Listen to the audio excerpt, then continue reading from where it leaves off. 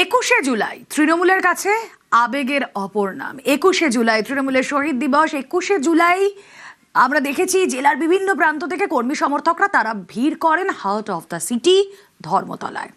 এক সপ্তাহ আগে থেকে সাজো সাজো রব, উৎসবের মেজাজ। এবার এই 21শে জুলাই যা তৃণমূলের আবেগ তা কি হাতছাড়া হতে চলেছে? প্রশ্নটা এখানে। কেন?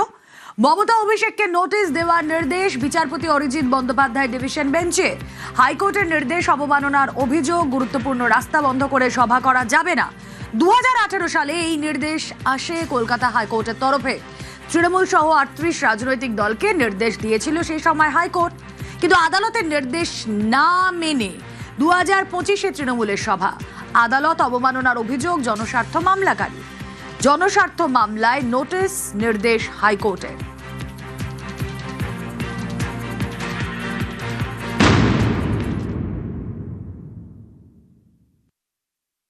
মূল গুরুত্বপূর্ণ রাস্তা পুরো বন্ধ করা যাবে না, অথচ 2025 সালের 21শে জুলাই ধর্মতলা তৃণমূল কংগ্রেসের শহীদ দিবস, পুরো রাস্তা বন্ধ করে হয়েছে সভা। তাই এবার আদালত অবমাননার অভিযোগে অভিযুক্ত তৃণমূল কংগ্রেস শুক্রবার কলকাতা হাইকোর্টের তরফে তৃণমূল কংগ্রেসের চেয়ারপারসন মমতা বন্দ্যোপাধ্যায় এবং সাধারণ সম্পাদক অভিষেক বন্দ্যোপাধ্যায়কে নোটিশ ধরানোর নির্দেশ দিয়েছে হাইকোর্ট। 3 জুলাই এই মামলার পরবর্তী শুনানি। ক্যামেরায় সৌমেন দাসের সঙ্গে অরুণ হাজরা, নিউজ 18 বাংলা, কলকাতা। আর মামলাকারী, জনস্বার্থ মামলা যিনি করেছেন তার কি বক্তব্য শুনুন। 2018-তে ডিভিশন বেঞ্চ নির্দেশ দিয়েছিলেন যে কোনো মেজর আর্টেরিয়াল রোড পুরোপুরিভাবে ব্লক করে কোনো মিটিং, প্রসেশন, র্যালি করা যাবে না। 2025 সালে যে 21শে জুলাই মিটিংটা করা হয়েছিল সেই মিটিংটাকে এই জাজমেন্টের ভায়োলেশন এই অভিযোগ করে আবেদনকারী Akshay Kumar Sarangi contempt application file করেছেন। এই মামলা আজকে হিয়ারিং হয়েছে। হিয়ারিংয়ে এটা ডাইরেকশন দিয়েছেন বিচারপতি অরিজিৎ ব্যানার্জি এবং বিচারপতি অপূর্ব সিনহা রয়ের ডিভিশন বেঞ্চ নির্দেশ দিয়েছেন নোটিশ সার্ভিস করতে হবে অ্যালিজড কন্টেমনার যারা। কন্টেমনার হচ্ছে অল ইন্ডিয়া তৃণমূল কংগ্রেসের চেয়ারপারসন মমতা বন্দ্যোপাধ্যায় এবং জেনারেল সেক্রেটারি অভিষেক বন্দ্যোপাধ্যায়। দেখুন, যেই 21শে জুলাইয়ে শহর কলকাতায় এই অনুষ্ঠান হওয়ার এক সপ্তাহ আগে থেকে কর্মী সমর্থকরা ভিড় করতেন, সেই 21শে জুলাই তৃণমূলের কাছে আবেগ। তাহলে তৃণমূলের কাছে কতটা গুরুত্বপূর্ণ ছিল এই 21শে জুলাই, এবং এই নির্দেশ আসার পর এটা তৃণমূলের কাছে কত বড় ধাক্কা?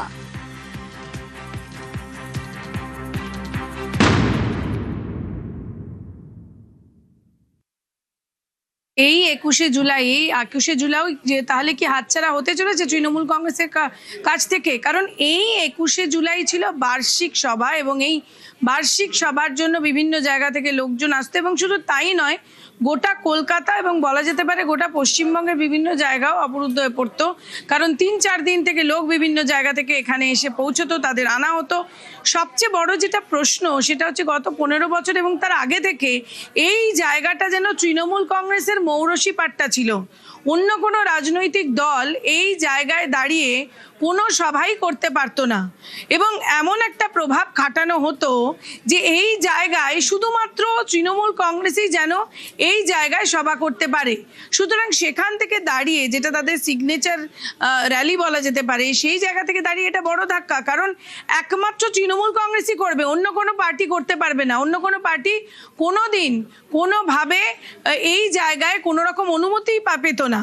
সেই জায়গা থেকে দাঁড়িয়ে অবশ্যই এটা খুব বড় ধাক্কা যদি এই 21শে জুলাইও হাতছাড়া হয়ে যায় তৃণমূল কংগ্রেসের হাত থেকে।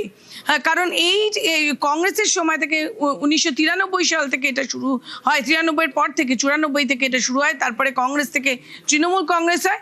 এবং যদি 2025-এ আমরা দেখি, 2025-এ কিন্তু কোর্টের তরফ থেকে খুব শক্ত নির্দেশ দেওয়া হয়েছিল যে সকাল 9টা থেকে 11টা কোথাও কোনো মিছিল করা যাবে না, এবং এটাও বলা হয়েছিল তখন হাইকোর্টের তরফ থেকে যে পরের বার অন্য কোথাও যাতে তারা করতে পারে সেইটা নিয়ে তাদের ভাবনা চিন্তা করা উচিত। এখান থেকে দাঁড়িয়ে এটা অবশ্যই খুব বড় ধাক্কা।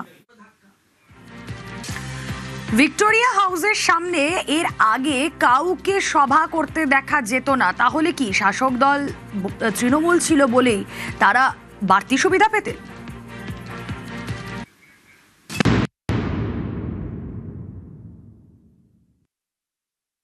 বহুবার অন্য রাজনৈতিক দল তারা এখানে চেষ্টা করেছে সভা করার, এবং তখন তাদের একেবারেই কোনো রকম অনুমতি দেওয়া হয়নি।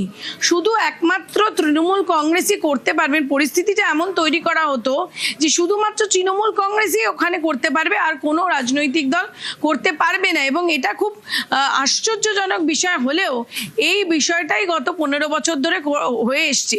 এবং যখন 2025-এ এই কেসে যখন বলা হয় যে 9টা থেকে 11টা, এবং কমিশনারকে নির্দেশ দেওয়া হয় যে 9টা থেকে 11টা কোনো রকম কোনো জ্যাম যাতে না হয়, কোনো রকম কোনো মিছিল যাতে না হয়, এই সমস্ত নির্দেশ দেওয়া হয়।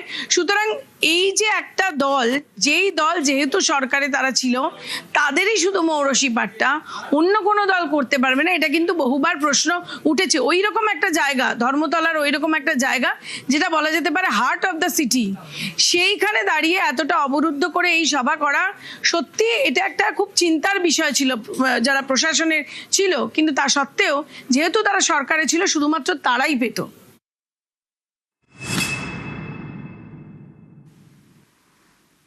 আর এবার টিম মমতায় জোড়া ধাক্কা, বালু পাশে নেই। ওদিকে গৌতম দেবের কথাতেও আসবো।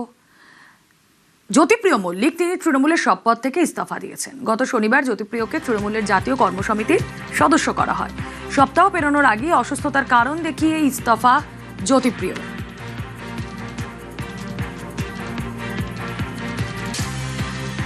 আমাকে সিদ্ধান্ত একটাই কারণে নিতে হলো যে আমার শরীর খুব খারাপ। আমি এবার চেয়েছিলাম নিয়ারেস্ট একটা সিটে দাঁড়াতে, না পাওয়াতে পরবর্তীকালে দলের সিদ্ধান্ত যা সেটা আমি মানতে হবে আমাকে। দলের সিদ্ধান্ত নিয়ে সেখানে গেছি, এবং আমার 350-এর উপর সুগার, আর কিডনি চলে গেছে যদি ডায়ালিসিস করে যদি বাঁচাই যায়। এবং সেই জন্য আমি আমি দল ছাড়িনি, কিন্তু এই পদ থেকে আমি অব্যাহতি চেয়েছি।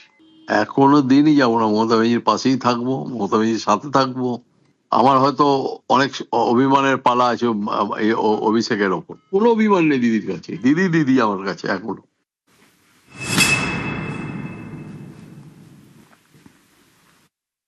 কিছুদিন আগেই তৃণমূল কংগ্রেসের জাতীয় কর্মসমিতির বৈঠক, সেই বৈঠকে সদস্য হিসাবে মনোনীত করা হয় রাজ্যের প্রাক্তন মন্ত্রী, দীর্ঘদিনের মমতা বন্দ্যোপাধ্যায়ের সহযোগী জ্যোতিপ্রিয় মল্লিক ওরফে বালুকে।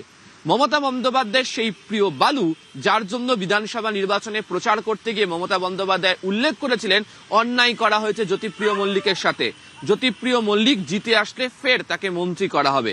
যদিও সেই নির্বাচনে পরাজিত হলেন জ্যোতিপ্রিয় মল্লিক। তিনি ঘোষণা করলেন তিনি তৃণমূল কংগ্রেসের সমস্ত পদ থেকে অব্যাহতি নিচ্ছেন। যদিও তিনি তার শারীরিক অসুস্থতার কথা উল্লেখ করলেও তার মনের মধ্যে যে তৃণমূল কংগ্রেসের যে গঠনতন্ত্র, বর্তমান অবস্থা, তা নিয়ে যে তীব্র অভিমান জমা হচ্ছিল, কার্যত তাই স্পষ্ট হতে শুরু করেছে। নবীন প্রবীণ দ্বন্দ্বের মধ্যে দাঁড়িয়ে জ্যোতিপ্রিয় মল্লিকের মতো যারা পুরনো নেতা ছিলেন, তারাও কার্যত আস্তে আস্তে দূরে সরে যেতে থাকেন। দুর্নীতির দায়ে তাকে জেলে যেতে হয়। জেল থেকে ফিরে আসার পরেও যথাযথভাবে দলের মধ্যে যে জায়গা তার পাওয়ার কথা, তিনি পাননি বলে ঘনিষ্ঠ মহলে একাধিক সময় উল্লেখও করেছিলেন। এরই মধ্যে জ্যোতিপ্রিয় মল্লিক তিনি তার সমস্ত দলীয় পদ থেকে ইস্তফা দিয়ে ঘোষণা করেছেন যে তিনি কাছের আসন থেকে লড়তে চেয়েছিলেন শারীরিক অসুস্থতার কারণে। তাকে কাছের আসন দেওয়া হয়নি, তাকে দূরের আসনে লড়তে পাঠানো হয়েছিল। আর এই সমস্ত কিছু সম্মিলিত ফল, তাহলে কি আগামী দিনে অন্য কোনো বড় রাজনৈতিক সিদ্ধান্ত নিতে চলেছেন মমতা বন্দ্যোপাধ্যায়ের বালু? ক্যামেরা অসিত দাসের সাথে আবির ঘোষাল, নিউজ 18 বাংলা।